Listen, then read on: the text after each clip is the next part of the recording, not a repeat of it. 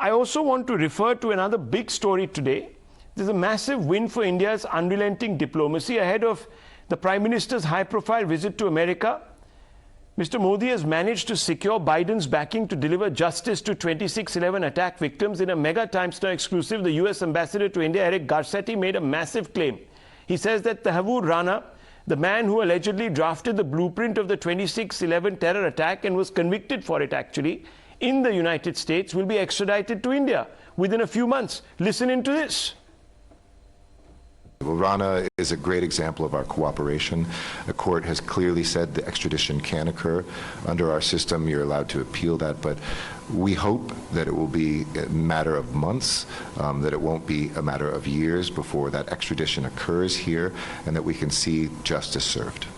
Well, we're linked arm in arm. When it comes to counterterrorism work, we have never done this more strongly. You felt that impact. I was in Mumbai looking at the anniversary and the commemoration of the victims lost to the terrorist attacks there.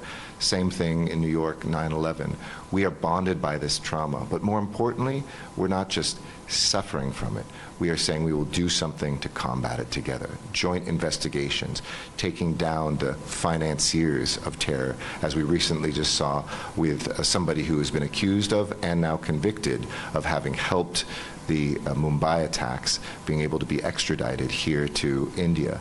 To us, this is about integrating our law enforcement, making sure that terror networks and the drugs that feed them are brought down wherever we see them. And US and India together are stronger.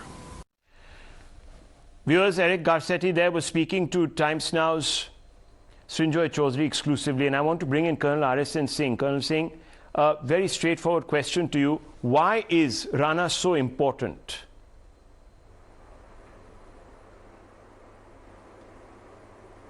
No, it signifies, the altered geopolitics. Let me analyze this in a retrospective.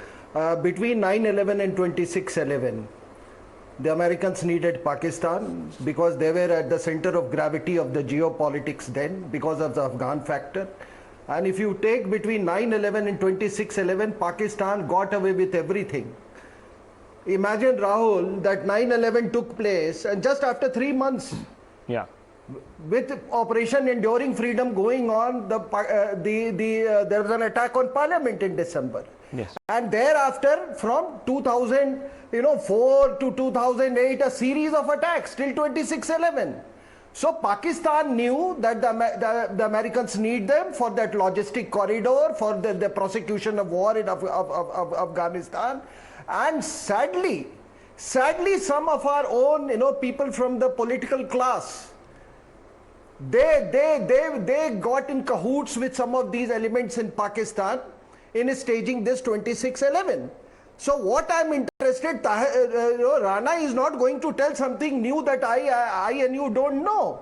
But Rana, I would be interested that if he's interrogated properly, I want to know who are the proxies here in India. We all know them, but I want him to name them. Wonderful. Because last time, remember when India was not in that, last time when India was not in that geopolitical sweet spot, and our people, went to question David Headley, he was answering with that imperial disdain. Exactly. Do you know how he handled our, CBI officers? Yes. I will answer only this man, now get out from here.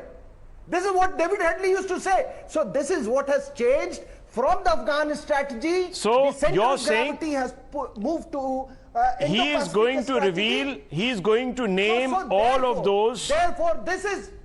Yes, all of those. He's going to name all of those. Colonel RSN, thank you very much. I need to move on, but he's going to name all of those who are perhaps entrenched here in our country in projecting or were accomplices of Pakistan's agenda. Very important, viewers. Remember what some elements of the Congress party said about 26/11? They said it's an RSS ki shajish. Be interesting to know if these elements were also part of the larger net. Very interesting times, viewers. Colonel RSN has put it in perspective. I want to move on.